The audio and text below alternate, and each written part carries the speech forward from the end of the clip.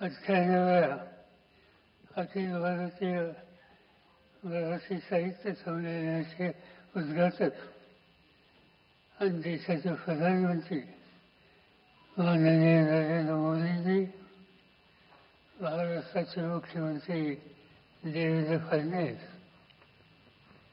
महामंडळाचे अध्यक्ष प्राध्यापक उषा तावणे, ज्यांची अध्यक्षपदी निवड झाली ते डॉक्टर ताराराव बावनकर, केंद्र सरकारचे आपले प्रतिनिधी श्री प्रताप जाधव, महाराष्ट्राच्या विधान परिषदेचे अध्यक्ष शिवराम शिंदे, संसदेचे माजी अध्यक्ष शिवराज पाटील, देशाचे माजी गृहमंत्री सुशीलकुमार शिंदे या ठिकाणी उपस्थित असलेले संसदेचे सदस्य, अन्य संस्थांचे प्रतिनिधी आणि या संमेलनासाठी ज्यांनी कष्ट घेतले ते सर्वांचे प्रमुख संजय नाहक, महामंडळाचे सगळे प्रतिनिधी, साहित्यिक आणि साहित्यिक रसिक बंधू.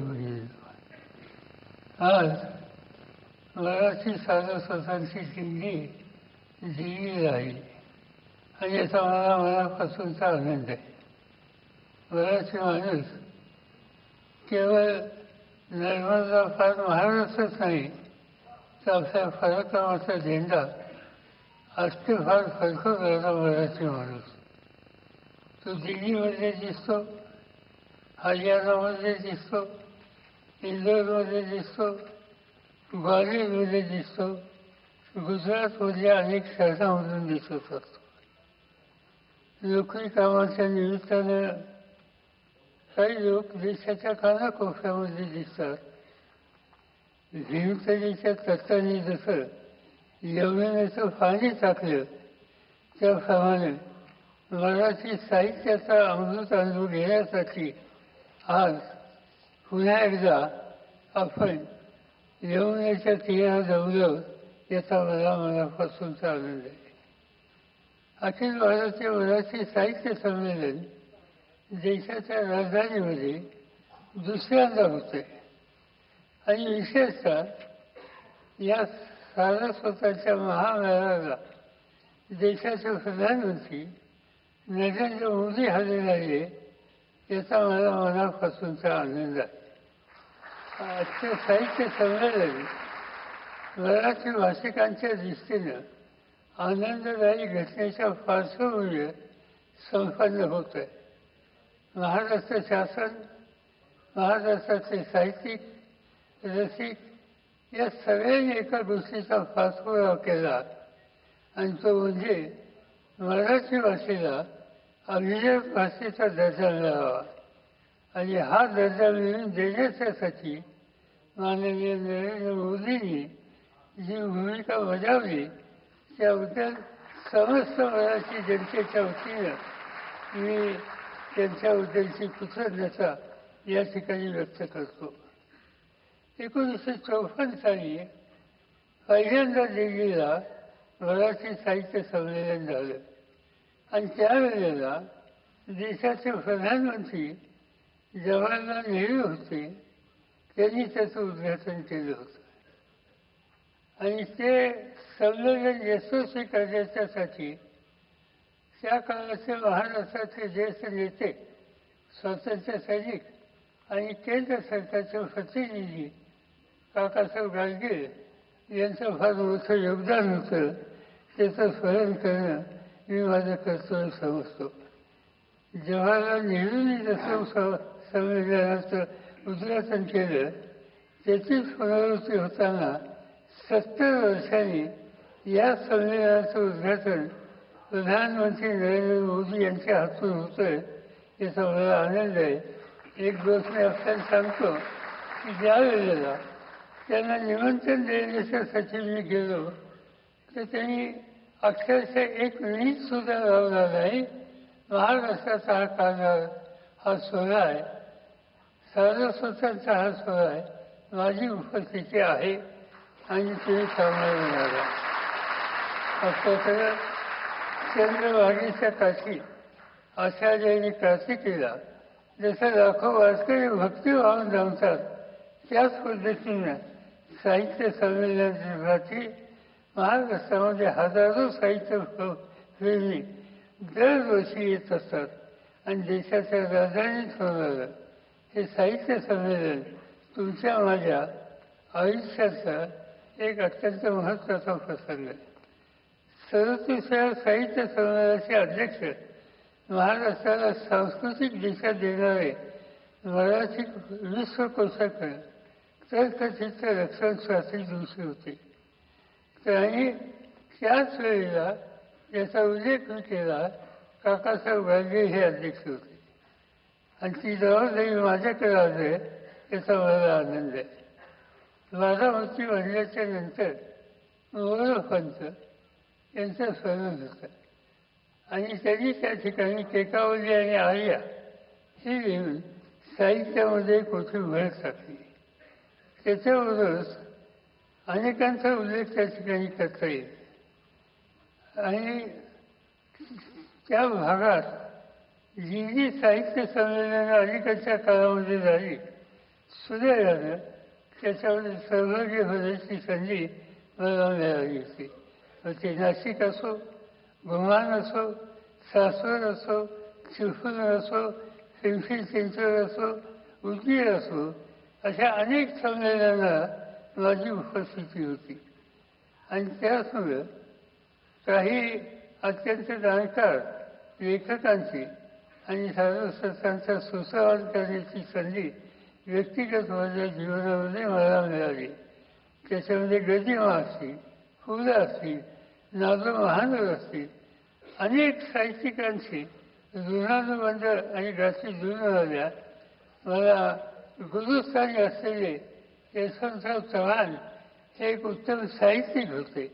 या सर्वांच्या सहवासामुळे मी स्वतःसुद्धा लिहिता झालो. लोक माझे सांगती याच्या रूपानं तुम्हा लोकांच्या पुढे व्यक्त झालो. मी सार्वजनिक जीवनाची 30 वर्षापेक्षा अधिक काळ दिल्ली दरबारीमध्ये मराठी अस्मिता टिकवण्याच्यासाठी जे जे काही करता येईल ते करण्याच्यासाठी माझ्याकडनं मी प्रयत्न केला गेला.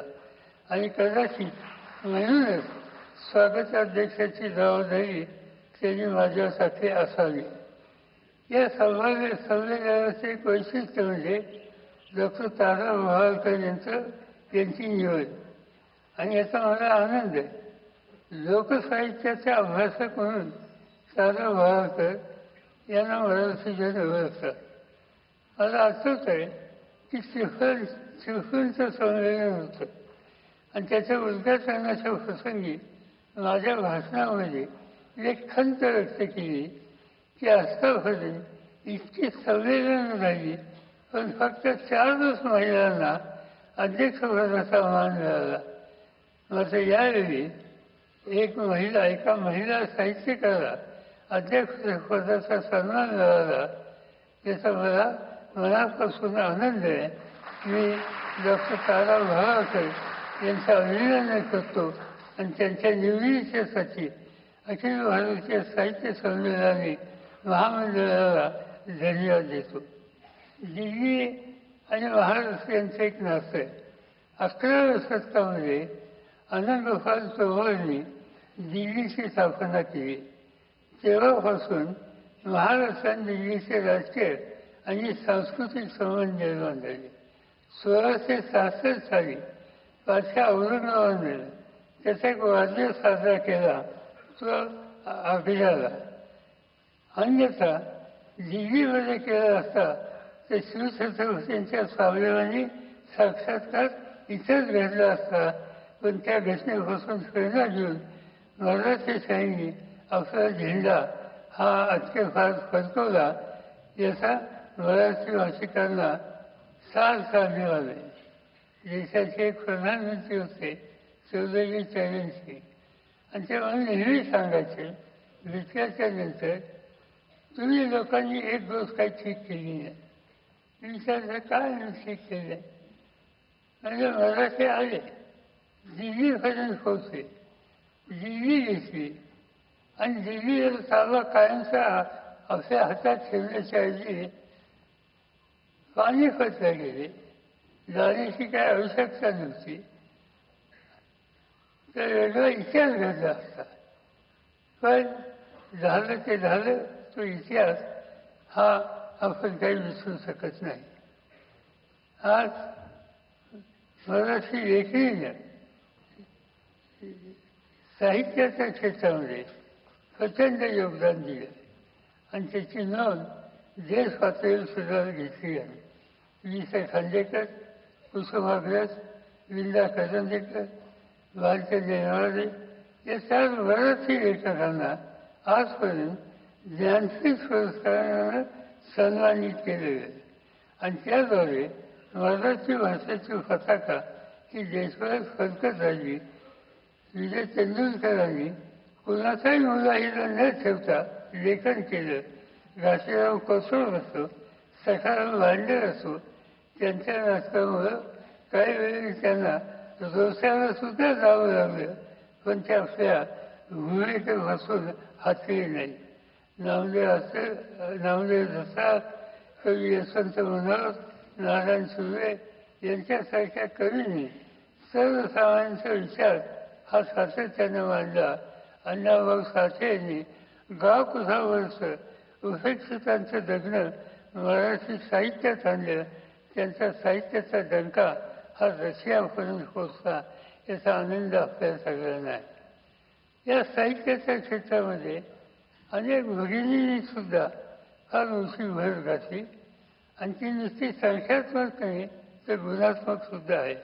महानुभाव पंथातील महात्मा मुक्ताबाई, जनाबाई, कान्होपात्रा यांनी मराठी साहित्य समृद्ध केले. सावित्रीबाई फुले, नंतरच्या काळामध्ये शांता शेळके, इंदिरा संत, अरुणा ढेरे काव्यात मराठी साहित्याला सशक्त करण्याचं काम करण्यामध्ये त्यांचं योगदान होतं. आणि मराठी साहित्य संमेलनाचं अध्यक्षपद स्त्रियांना अधिकाधिक मिळाले तर माझी खात्री आहे की ही परंपरा अधिक मजबूत झाल्याशिवाय राहणार. साधारणतः साहित्य संमेलन घडल्याच्या नंतर महाराष्ट्रात एका गोष्टीची चर्चा सुरू होते, राजकारण्यांचा इथं काय संबंध आणि त्या संबंधीचं लिखाण हे गेले काही दिवस चालतं. यंदा काही अजून झाले नाही, काही झालं मला माहिती नाही. मी बारकाईने बघतोय, पण कुणी याच्या हल्ली लिहिला. खरं म्हणजे तर राजकीय नेते आणि संमेलन यांचाही काही संबंध आहे. माझं स्वच्छ मत आहे की राजकीय नेत्यांनी संमेलन मंचावर यावर काही येऊ नये. या संबंधीचा वाद दरवर्षी कशाला करायचा? राजकारण आणि साहित्य यांच्यातील परस्पर प्रवाह हा दुसराच आहे. बाळ गंगाधर टिळक, पंडित जवाहरलाल नेहरू, अटल बिहारी वाजपेयी, यशवंतराव चव्हाण अशांची नावं घेता येतील की त्यांनी या सगळ्या क्षेत्राला प्रतिष्ठा दिली. कलेला राजाचे लाभलं नाही तर राजांनी साहित्यकला जोपासली. बुधभूषणकार छत्रपती संभाजी महाराज हे त्याचं उलटं उदाहरण आहे. एकूणच राजकारण आणि साहित्याची फारकत होऊ शकत नाही, ते परस्परांना पूरक होऊ शकतं. महाराष्ट्रात साहित्य प्रांतातून राजकीय आखाड्यात उतरलेले आचार्य प्रल्हाद केशवाचे विरोधी पक्षाचे प्रबळ नेते म्हणून आजही त्यांचा अभिमान आपल्याला आहे. निसर्ग कवी नादू महानोर विधिमंडळात आली.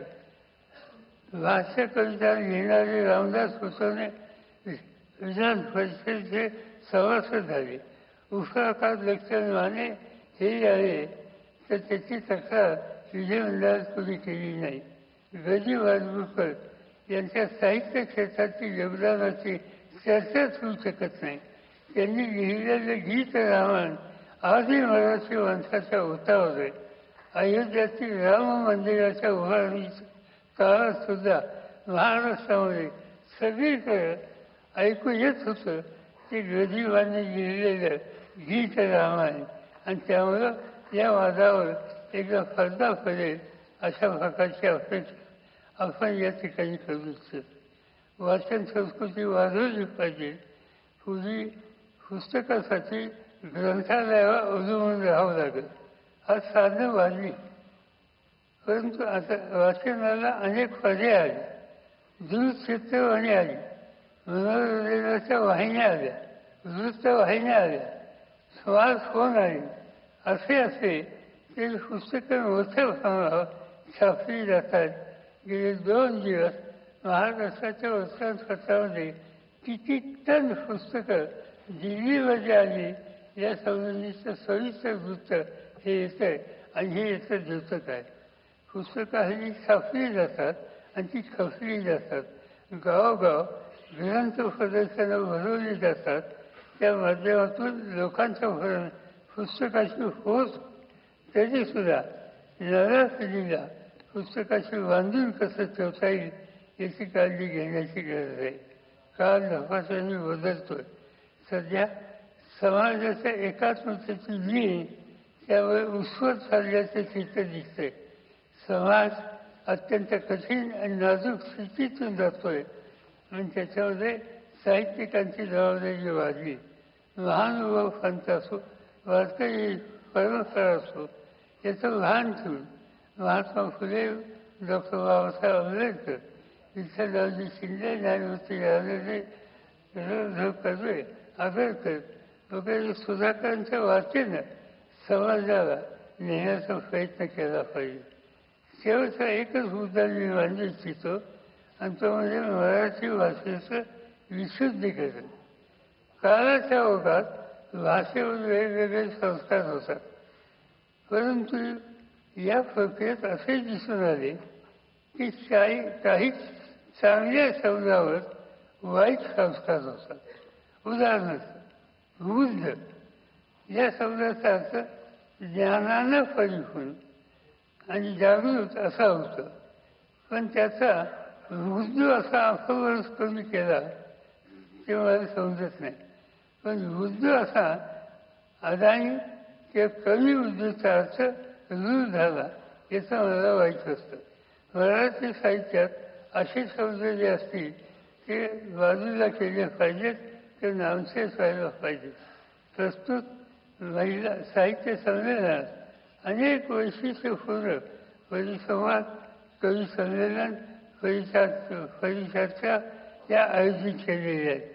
साहित्य रसिकांनी या साहित्य मेजवानीचा आस्वाद घ्यावा, त्यासाठी अखिल भारतीय मराठी साहित्य महामंडळाच्या अध्यक्षा प्राध्यापक उषा तांबे, पदाधिकारी, सरहद संस्थेचे संजय लहान आणि त्यांचे सगळे सहकारी या सगळ्यांनी कष्ट घेतले. यमुनाची होणाऱ्या या सारस्वताच्या सोहळ्याच्या यशस्वीसाठी त्यांना मी मनपूर्वक शुभेच्छा देतो. मी उपस्थित साहित्यिक, साहित्याचे अभ्यासक, रसिक या सगळ्यांचं मनापासून स्वागत करतो आणि संमेलनाची शोभा वाढवण्यासाठी आवर्जून उपस्थित असलेले प्रधानमंत्री नरेंद्र मोदी यांचे, त्यांच्या सहकाऱ्यांचे, मुख्यमंत्र्यांचे आणि मान्यवरांचे मी अंतःकरणापासून आभार मानतो आणि आपल्या सगळ्यांची रजा घेतो. जय हिंद, जय महाराष्ट्र.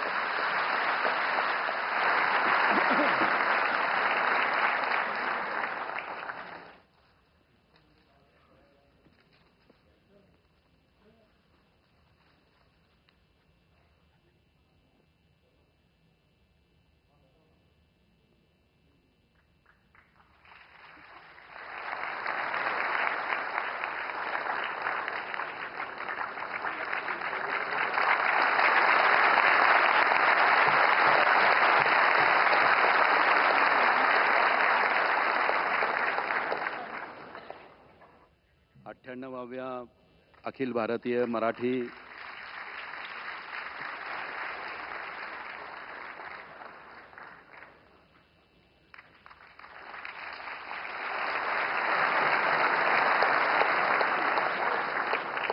मान्यवरांच्या मोठी माणसं- सहृदयतेचं आपण सगळे टाळ्यांनी जे